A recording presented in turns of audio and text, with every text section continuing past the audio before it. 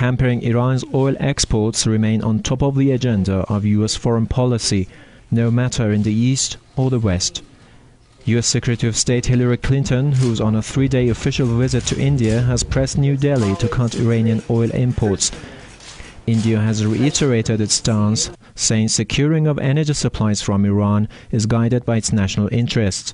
Even though India has gotten very close to the United States over the last 20 years, it still needs to pursue its own economic and security policies. And of course, it can see that the U.S. administration's U.S. government can be very fickle, and one day that a country is a friend could easily be an enemy tomorrow. The issue has become an irritant to New Delhi-Washington ties. India, which is the second biggest buyer of Iranian oil, has rejected repeated US calls for it to cut crude imports from Iran.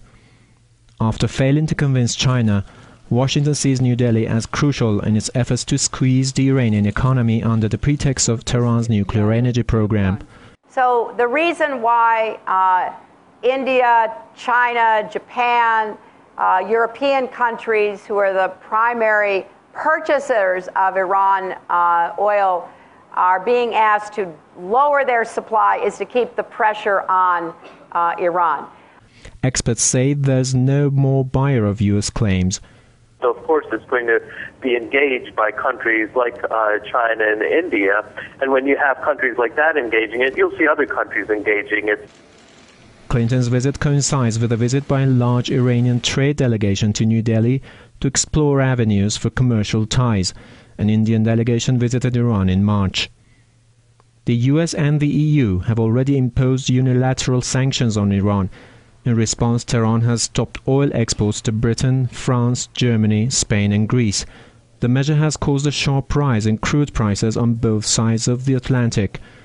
I think a lot of countries realize that they need to, or they see it as in their interest as developing a multiplicity of energy resources, and Iran has one of the largest reserves of petroleum in the world.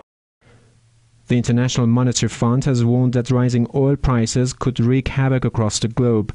In its latest World Economic Outlook, the IMF says a halt to Iranian crude exports to some of the advanced economies could push oil prices up by 30%.